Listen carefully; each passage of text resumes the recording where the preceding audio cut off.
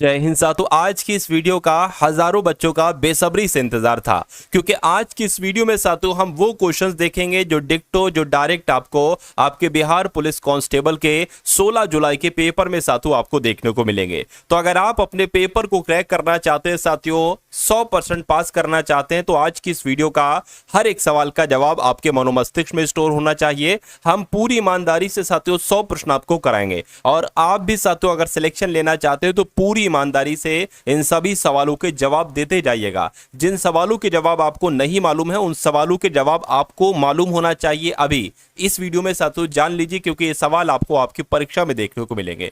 तो पहला सवाल है, सबसे पहले हिंदी के 10 सवाल करेंगे, फिर बिहार जीके के, फिर साइंस के, फिर जीके जीएस करंट अफेयर के, उसके बाद मैथ के और फिर इंग्लिश के। सब कुछ देखेंगे आज की इस वीडियो में हम लोग। देखिए पहला सवाल करके उत्थान का विलोम क्या होता है। तो उत्थान का विलोम साथियों पतन होता है, जिनका आंसर ए है, तो बिल्कुल सही है। करके प्रत्येक शब्द में उपसर्ग क्या हो सकता है साथियों। देखिए प्रा नहीं हो सकता है, प्रति हो जाएगा, यानी कि प्रत्येक शब्द का उपसर्ग प्रति है। अगला देखिए करके वैज्ञानिक शब्द में जो प्रत्यय लगा हुआ है साथियों वो क्या लगा हुआ है। तो वैज्ञानिक शब्द में साथियों एक प्रत्यय लगा हुआ, क्या लगा हुआ, एक प्रत्यय लगा हुआ है। अगला सवाल कह रहे कि इनमें से तद्भव शब्द मुझे बताइए कौन सा है। तो तद्भव शब्द की अगर बात करें, देखिए कपूर है, पक्ष है, मयूर है, मानसिक है। मुझे मेरा मानना है कि ये तीनों साथियों तत्सम शब्द लग रहे हैं, लेकिन जो कपूर शब्द की अगर हम बात करते हैं तो ये आपका एक तद्भव शब्द हो जाएगा। अगला देखिए करके सब कुछ जानने वाले के लिए एक शब्द क्या हो सकता है। तो उसको पता क्या कहा जाता है साथियों, उसको सर्वज्ञ कहा जाता है, जो सब कुछ जानता है। अगला सवाल देखिए करके बहुत दिनों बाद दिखना, इसके लिए मतलब क्या होगा, इस मुहावरे का मतलब क्या होगा, ये आपको बताना है।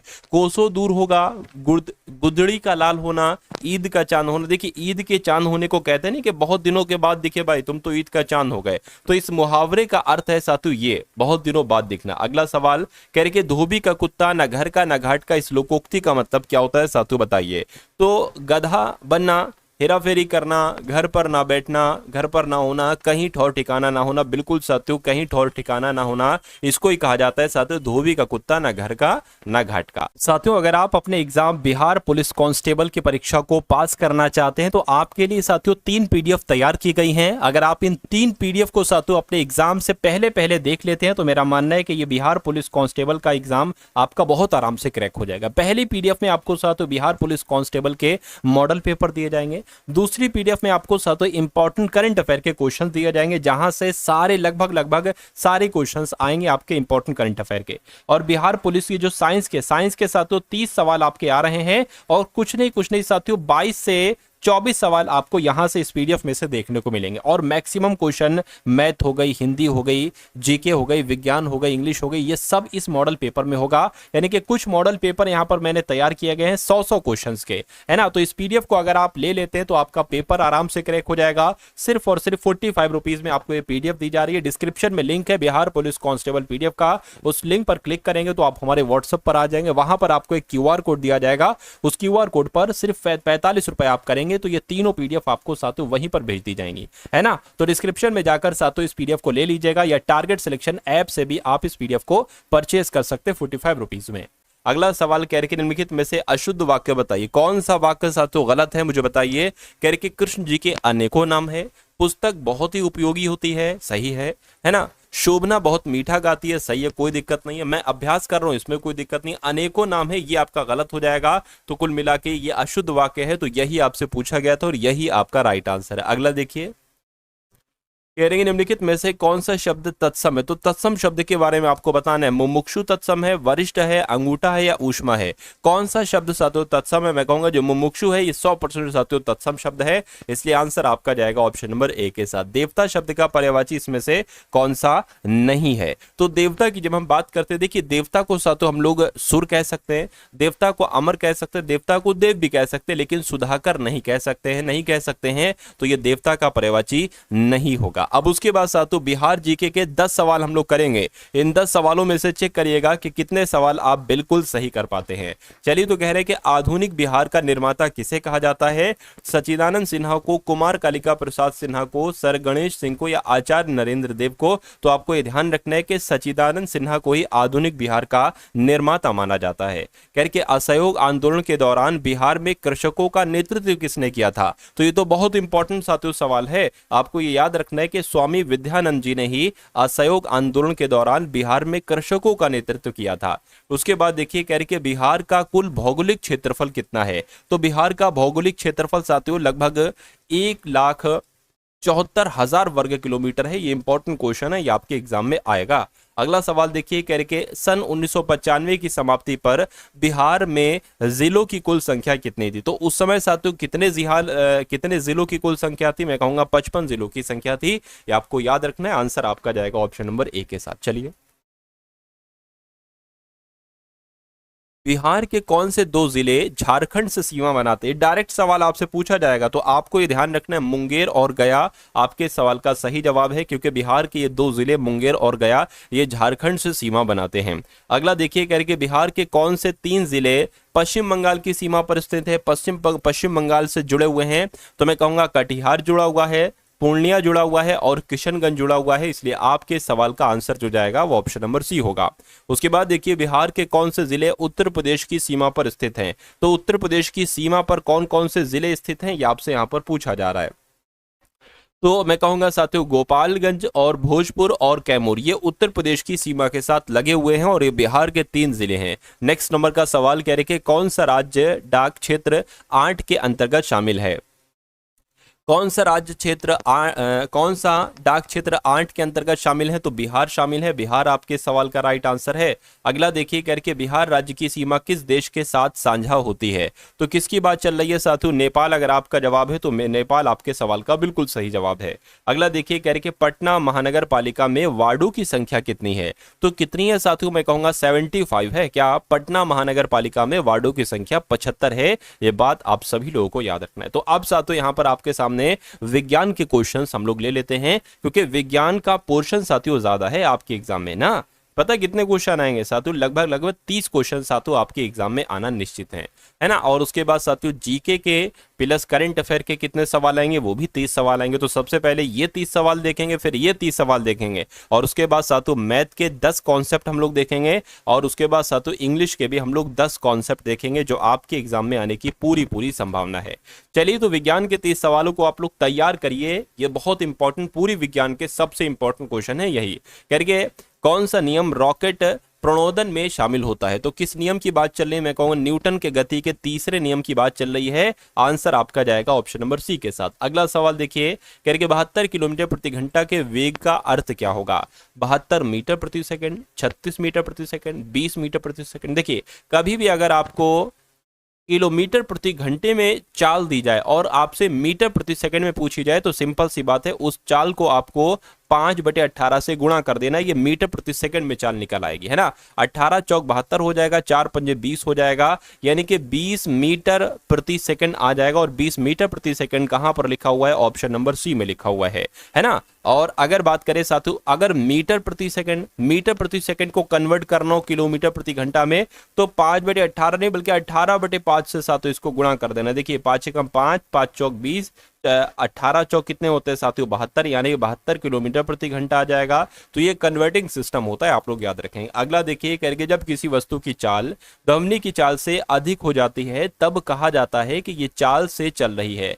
कैसी चाल से चल रही है? क्या ये सब सोनिक चाल से चल रही है, सुपर सोनिक चाल से चल रही है, अल्ट्रासोनिक या 1 मैक चाल से? मैं कहूंगा तब कहा जाता है कि ये सुपर सोनिक चाल से चल रही है। और याद रखिएगा, ये सवाल इंपॉर्टेंट है साथियों आपके एग्जाम के लिए। उसके बाद देखिए कह रहे कि हवा में ध्वनि का वेग कितना होता है? तो हवा में पता साथियों ध्वनि का वेग कितना होता है? 332 मीटर सेकंड होता है। ये आप लोग याद रखेंगे। अच्छा सवाल है, आने के चांसेस तो बनते हैं। निम्नलिखित में से किस वैज्ञानिक ने सापेक्षता का सिद्धांत प्रतिपादित किया था? तो भैया सापेक्षता का सिद्धांत तो आइंस्टीन साहब ने, अल्बर्ट आइंस्टीन साहब ने दिया था सापेक्षता का सिद्धांत। ये भी आपको याद रखना है। अगला देखिए कह रहे कि लैक्टोमीटर की कार्य प्रणाली निम्नलिखित में से किस पर आधारित होती है? तो लैक्टोमीटर की कार्य प्रणाली साथियों ये आर्किमिडीज के सिद्धांत पर आधारित होती है। आंसर आपका जाएगा ऑप्शन नंबर बी के साथ। भाई बहुत बढ़िया, वेरी गुड क्लास। अगला सवाल कह रहे कि नोबेल पुरस्कार के संबंध में निम्नलिखित में से कौन सा युग्म सही नहीं है? तो कौन सा युग्म साथियों सही नहीं है, ये कुल मिला के आपसे यहां पर पूछा जा रहा है, बताइए।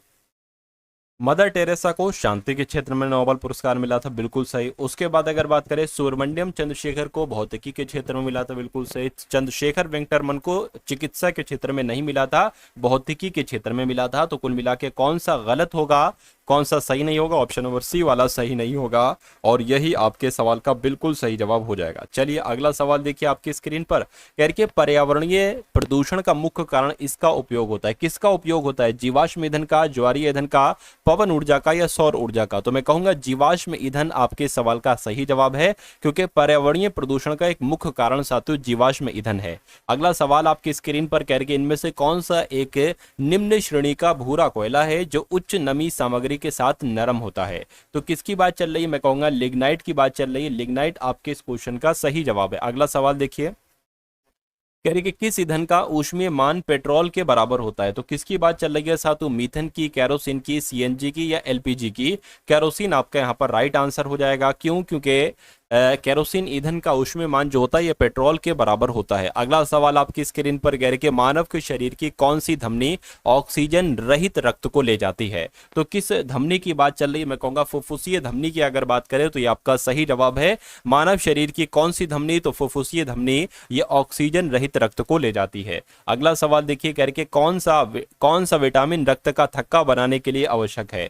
तो यहां पर अगर बात करें साथियों कौन सा विटामिन है? मैं कहूंगा विटामिन ए नहीं, विटामिन डी नहीं साथियों, विटामिन के आपका राइट आंसर हो जाएगा। चलिए अगला सवाल देखिए, कह के मानव के हाथों में कितनी हड्डियां होती हैं? तो कितनी हड्डियां होती हैं साथियों? 27 हड्डियां होती है मानव के हाथों में।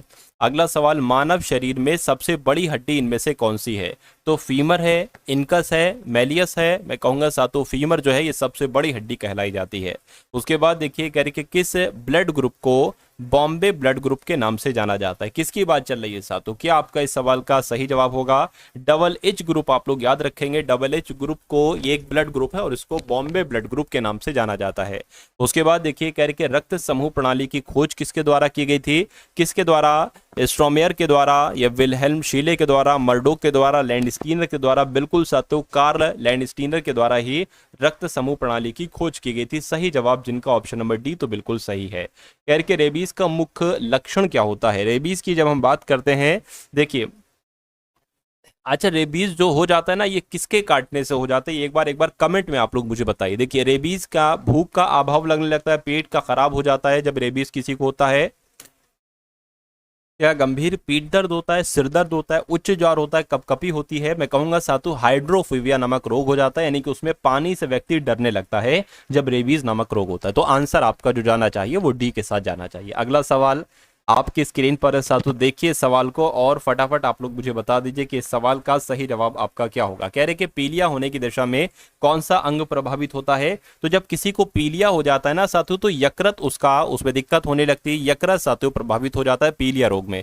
उसके बाद देखिए मधुमेह के लक्षण आपको बताने। देखिए जब मधुमेह हो जाता है, डायबिटीज हो जाती है तो कम पेशाब लगता है, या भूख कम होती है, थकान लगती है, पेशाब ना आता है, बारंबार पेशाब लगता है, असमान प्यास लगती है, प्यास ज्यादा लगती है और फिर साथियों पेशाब आता है। तो इस प्रकार आपका राइट आंसर जो जाएगा वो डी के साथ जाएगा। अगला देखिए कह रहे कि एड्स के लैंगिक संपर्क के द्वारा संचालित नहीं हो सकता, गले लगाने के द्वारा, स्तन आहार के द्वारा या रक्त आहान के द्वारा? मैं कहूंगा साथियों लैंगिक संपर्क हो तब भी ये हो सकता है ना, स्तन आहार हो या रक्त आधान हो तब भी हो सकता है, लेकिन गले लगाने से साथियों नहीं हो सकता है, तो ये आपका राइट आंसर है। उसके बाद देखिए कह रहे कि दुर्गा पूजा का मुख्य त्योहार जो है ना ये कहां पर किया जाता है? केरल में होता है, पश्चिम बंगाल में मनाया जाता है दुर्गा पूजा, या राजस्थान में होती है, या कश्मीर में होती है? तो पश्चिम बंगाल अगर आपका जवाब है तो बिल्कुल सही हो जाएगा। चलिए कह रहे कि ईस्टर का त्योहार इनमें से किस दिन मनाया जाता है? तो ईस्टर की अगर बात करें गुरुवार को मनाया जाता है? नहीं साथियों रविवार को मनाया जाता है ईस्टर का त्योहार। ये सवाल इंपॉर्टेंट है इसलिए आप लोग याद रखेंगे। दिल्ली नदी के तट पर स्थित है, यानी कि दिल्ली जो है ना ये कौन सी नदी के तट पर स्थित है? तो ये तो साथियों यमुना नदी के तट पर स्थित है दिल्ली, इसलिए सवाल का जवाब आपका ऑप्शन नंबर ए होगा। अगला देखिए साथियों अगर अभी तक आपने इस वीडियो को लाइक नहीं किया है तो वीडियो को लाइक कर दीजिए, और अगर आप साथियों इस चैनल पर नए हैं तो इस चैनल को साथियों आप लोग जरूर सब्सक्राइब एक बार कर दीजिए, है ना। अगर आप चाहते हैं कि बिहार पुलिस कांस्टेबल में एक बार सिलेक्शन आप ले लें, एक बार आप चयनित हो जाएं साथियों इस भर्ती में, तो इस चैनल को सब्सक्राइब कर लीजिए और जितनी भी क्लासेस आपको दी जाए उन सभी क्लासेस को आप लीजिए रेगुलर डेली लीजिए साथियों, उन सवालों को तैयार कीजिए, पेपर आपका साथियों क्रैक हो जाएगा।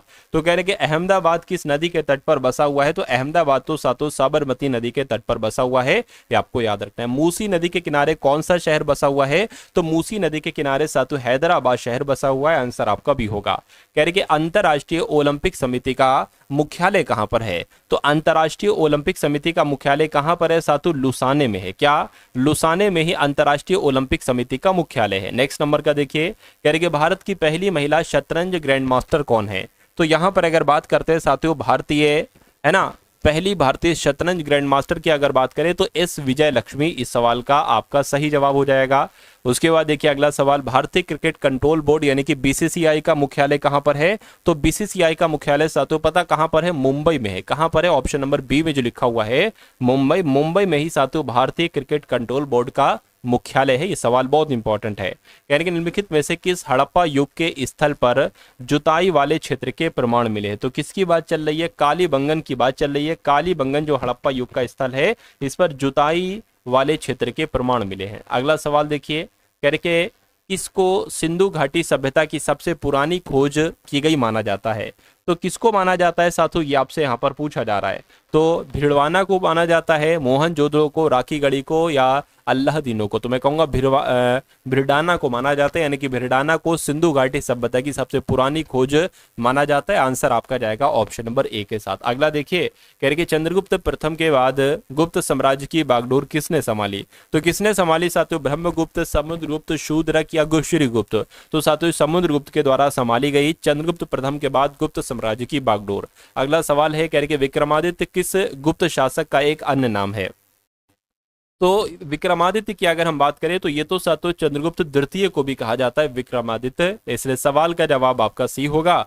और अगला सवाल देखिए, करके शाहजहां ने मुगल साम्राज्य की राजधानी आगरा के स्थान पर कहां स्थानांतरित की थी, तो शाहजहां ने पता साथियों आगरा के स्थान पर साथियों दिल्ली में स्थानांतरित की थी। ये इंपॉर्टेंट क्वेश्चन और कई बार मैंने खुद देखा ये सवाल आपके एग्जाम में आया हुआ है।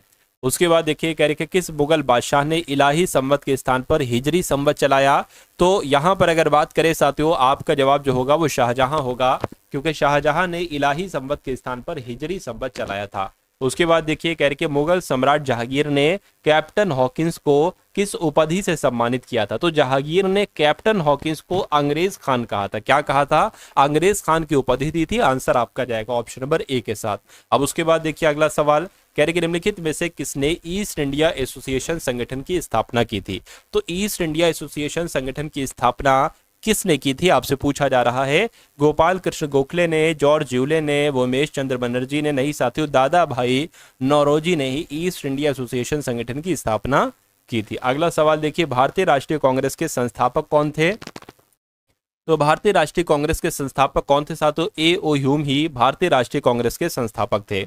अगला सवाल है, कह रहे कि बंग भंग के बाद कौन सा आंदोलन शुरू हुआ था, तो बंग भंग के बाद साथियों स्वदेशी आंदोलन शुरू हुआ था। स्वदेशी आंदोलन आपके सवाल का बिल्कुल सही जवाब है। और अगला देखिए, भारतीय राष्ट्रीय कांग्रेस के पहले अध्यक्ष कौन थे, तो भारतीय राष्ट्रीय कांग्रेस के पहले अध्यक्ष की जब हम बात करते हैं तो डब्ल्यू.सी. बनर्जी थी, यानी कि व्योमेश चंद्र बनर्जी ही भारतीय राष्ट्रीय कांग्रेस के पहले अध्यक्ष थे। अगला सवाल आपकी स्क्रीन पर, कह रहे कि सामाजिक वानिकी और पर्यावरण पुनर्वास केंद्र ये भारत के किस नगर में स्थित है, तो ये पता कहां पर स्थित है, ये प्रयागराज में स्थित है। प्रयागराज आपके सवाल का बिल्कुल सही जवाब है। उसके बाद देखिए, कह रहे कि भारत के किस राज्य में प्रदेश राजमार्ग की लंबाई सर्वाधिक है, तो कहां की बात चल रही है साथियों, उत्तर प्रदेश की बात चल रही है, यानी कि उत्तर प्रदेश राज्य में प्रदेश राजमार्ग की लंबाई सबसे ज्यादा है। अगला सवाल, पृथ्वी की सबसे पतली परत है, तो कौन सी साथियों पृथ्वी की सबसे पतली परत है बताइए।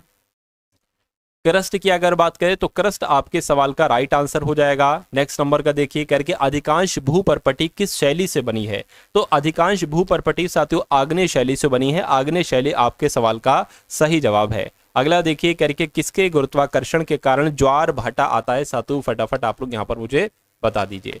तो किसके गुरुत्वाकर्षण के द्वारा, पृथ्वी पर चंद्रमा के, पृथ्वी का सूर्य पर, पृथ्वी पर सूर्य और चंद्रमा के गुरुत्वाकर्षण के कारण ज्वार भाटा आता है। मैं कहूंगा बिल्कुल सही साथियों, इस सवाल का जवाब आपका जो होगा वो ऑप्शन नंबर सी होगा। और कहने के संविधान सभा के चुने हुए स्थायी अध्यक्ष कौन थे, तो कौन थे साथियों, अगर आपका जवाब डॉक्टर राजेंद्र प्रसाद के साथ है तो मैं कहूंगा आपका जवाब बिल्कुल सही हो जाएगा। अगला सवाल देखिए, कह रहे भारतीय संविधान सभा में प्रस्ताव किसके द्वारा प्रस्तुत किया गया? तो पंडित जवाहरलाल नेहरू के द्वारा, मोतीलाल नेहरू के द्वारा, महात्मा गांधी जी के द्वारा या सुभाष चंद्र बोस के द्वारा? तो पंडित जवाहरलाल नेहरू, आप लोग याद रखेंगे, संविधान सभा में प्रस्ताव जो है वो इनके द्वारा ही प्रस्तुत किया गया था। डॉक्टर भीमराव अंबेडकर स्वतंत्र भारत के पहले मंत्री थे। कौन से मंत्री थे? कानून मंत्री थे, शिक्षा मंत्री थे, गृह मंत्री थे या खाद्य मंत्री? डॉक्टर भीमराव अंबेडकर थे ना, ये साथियों कानून मंत्री थे। कानून मंत्री आपके सवाल का राइट आंसर है। अगला देखिए, भारत के प्रथम मुस्लिम राष्ट्रपति कौन थे? तो भारत के पहले मुस्लिम राष्ट्रपति की जब हम बात करते हैं तो डॉक्टर जाकिर हुसैन ही भारत के पहले मुस्लिम राष्ट्रपति थे। ये आपको याद रखना है, आंसर आपका जाएगा डी के साथ। अगला देखिए, भारत में राष्ट्रीय खाद्य सुरक्षा अधिनियम किस वर्ष पारित किया गया? 2011 में, 2013 में, 2012 में, 2014 में? तो 2011 में साथियों भारत में राष्ट्रीय खाद्य सुरक्षा अधिनियम पारित किया गया। ये सवाल अच्छा है, इंपॉर्टेंट है, इसलिए आपको याद रखना है। अगला देखिए, कह रहे केरल और लक्षद्वीप उच्च न्यायालय कहां पर स्थित है? तो साथियों इसका उच्च न्यायालय तो कोच्चि में स्थित है। कहां पर स्थित है? कोच्चि में स्थित है। कोच्चि आपका जो लिखा हुआ है ऑप्शन नंबर सी में, ये आपके सवाल का सही जवाब है। अगला सवाल देखिए, निम्नलिखित में से कौन पाकिस्तान का पहला राष्ट्रपति था? तो पाकिस्तान का पहला राष्ट्रपति साथियों, इनका नाम क्या था? इस्कंदर मिर्जा इनका नाम था और ये पाकिस्तान के पहले राष्ट्रपति थे। अगला देखिए, कह रहे कि कहां सैटेलाइट टाउनशिप योजना को मंजूरी दी गई है? तो कहां की अगर बात करें साथियों, अब सवाल आपके सामने आएंगे इंपॉर्टेंट वाले करंट अफेयर के। तो इन करंट अफेयर के सवालों को देखिए, क्योंकि एक अहम रोल होता है साथियों बिहार पुलिस कांस्टेबल में करंट अफेयर का। तो अभी हाल फिलहाल में सैटेलाइट टाउनशिप योजना किस राज्य के द्वारा साथियों मंजूर की गई है? तो मैं कहूंगा केरल, तमिलनाडु नहीं साथियों, कर्नाटक में मंजूर की गई है। आंसर आपका जाएगा ऑप्शन नंबर सी के साथ। चलिए अगला सवाल है, कह रहे कि तपन के बोस का निधन हुआ है, वो कौन थे? क्या वो एक गायक थे? नहीं। क्या फिल्म निर्माता थे? बिल्कुल साथियों फिल्म निर्माता थे। तपन के बोस इनका नाम था। इनका भी हाल फिलहाल में निधन हुआ है। कह रहे कि किस देश ने भीख मांगने को अपराध घोषित करने की योजना बनाई है? यानी कि अगर पाकिस्तान देश ने भीख मांगने को अपराध घोषित करने की योजना बनाई है। आंसर आपका जाएगा ऑप्शन नंबर सी के साथ। अगला सवाल देखिए, कह रहे गुनेरी को किस राज्य का पहला जैव विविधता विरासत स्थल घोषित किया गया है?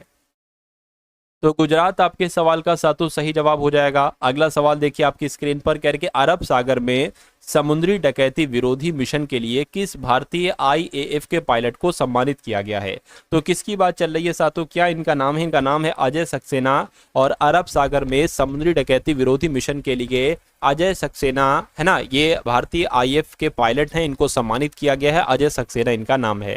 कह रही अमेरिकी राष्ट्रपति डोनाल्ड ट्रंप ने कनाडा और मैक्सिको पर कितने प्रतिशत टैरिफ लगा दिया है? तो कितने प्रतिशत साथियों? 25% टैरिफ लगा दिया है। आंसर आपका जाएगा ए के साथ। उसके बाद देखिए अगला सवाल, कह रहे कि भारत ने कितने नए रामसर स्थल जोड़े हैं? तो भारत ने साथियों 4 नए रामसर स्थल जोड़े हैं। आंसर आपका जाएगा ऑप्शन नंबर सी के साथ। चलिए कह रहे कि किसने अमेरिका में गल्फ ऑफ मैक्सिको नाम बदला है? तो गल्फ ऑफ मैक्सिको नाम बदला है किसने? गूगल मैप्स ने बदला है। गूगल मैप्स आपके सवाल का बिल्कुल सही और सटीक जवाब हो जाएगा भाई। बहुत बढ़िया, आप वेरी गुड क्लास। वैसे 80 तक सवाल होना चाहिए थे। और उसके बाद साथियों मैथ के सवाल आपके यहाँ पर शुरू हैं। 10 सवाल देखेंगे मैथ के और 10 सवाल इंग्लिश के होंगे। एक ही सवाल को और देख लीजिए। कह रहे कि भारतीय रेलवे ने निर्बाध यात्रा के लिए कौन सा ऐप लॉन्च किया है? तो स्वरेल नामक एक ऐप है जो भारतीय रेलवे ने लॉन्च किया है साथियों निर्बाध यात्रा के लिए। तो अब साथियों यहां से आपके सामने मैथ के क्वेश्चन स्टार्ट हो चुके हैं। पूरे 10 सवाल होंगे। 10 में से चेक करिएगा कि कितने क्वेश्चन आप बिल्कुल सही कर पाते हैं और कितने क्वेश्चन नहीं सही कर पाते हैं। जितने क्वेश्चन नहीं सही कर पाते उन सभी सवालों को तैयार कीजिए, कॉन्सेप्ट को तैयार कीजिए, क्योंकि वो आपके लिए इंपॉर्टेंट होंगे।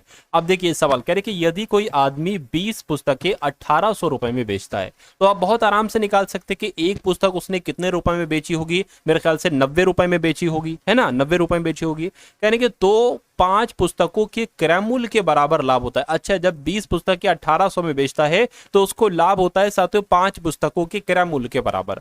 तो कह रहे कि एक पुस्तक का क्रय मूल्य कितना है? देखिए बहुत आसान है।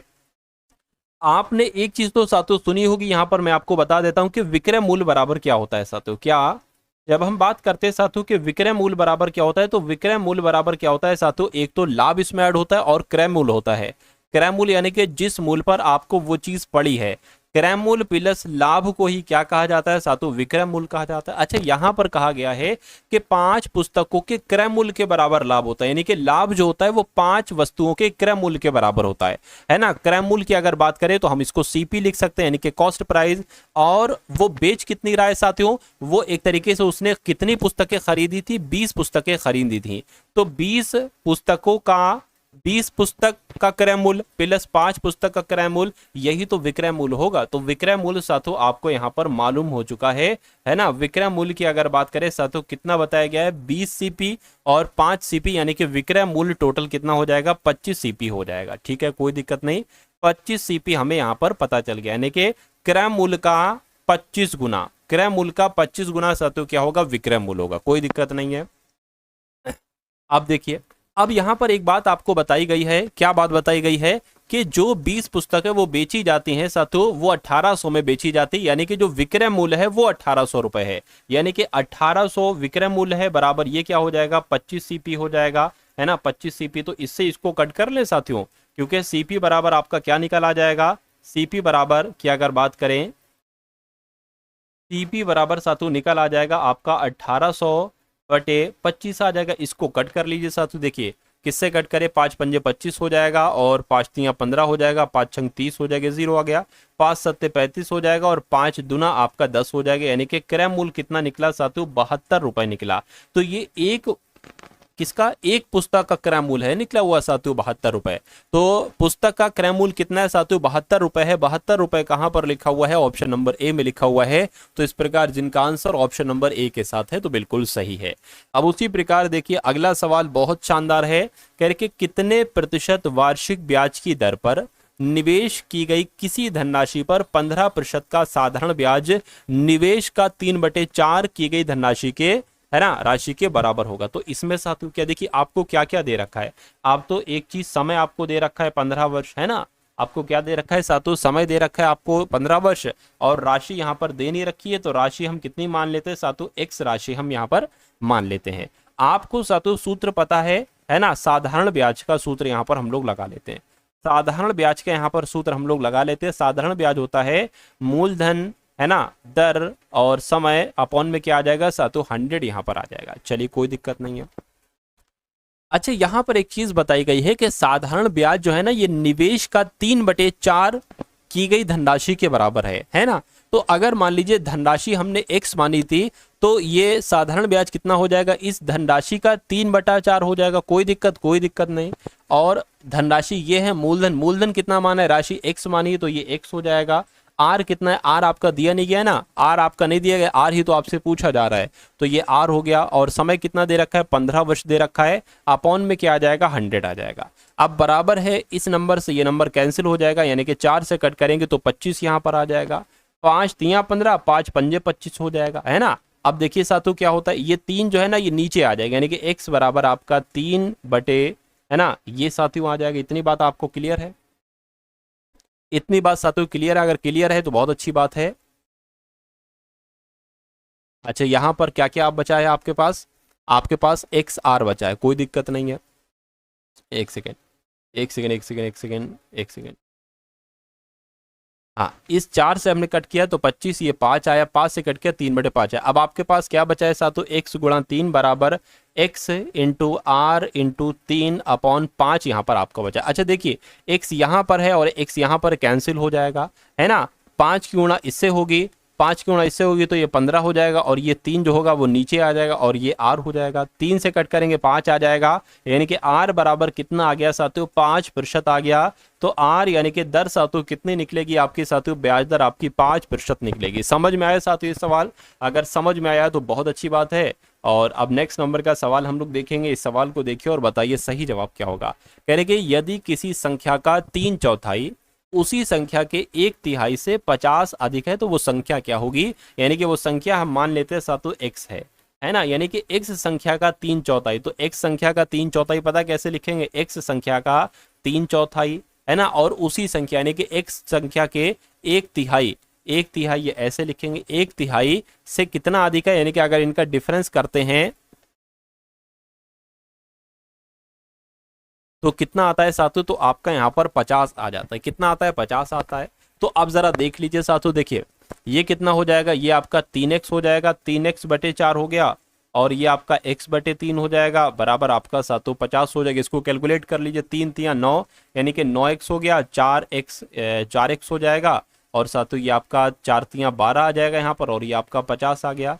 9x में से 4x जाएगा साथियों, 5x बचेगा, 5x बराबर 12 की गुणा 50 से हो जाएगी, 600 आ जाएगा, 12 पंजे 60 होता है, और x बराबर 600/5 आ जाएगा। तो कितना बच जाएगा साथियों, 5 एकम 5, 5 दूना 10, 0, यानी कि 120 आ जाएगा। तो वो संख्या क्या है, वो संख्या हमने 120 वो संख्या हमने x मानी थी, और x बराबर 120 आया है। तो मैं कहूंगा कि 120 हमारे इस सवाल का बिल्कुल सही और सटीक जवाब हो जाएगा। भाई बहुत बढ़िया, वेरी गुड क्लास।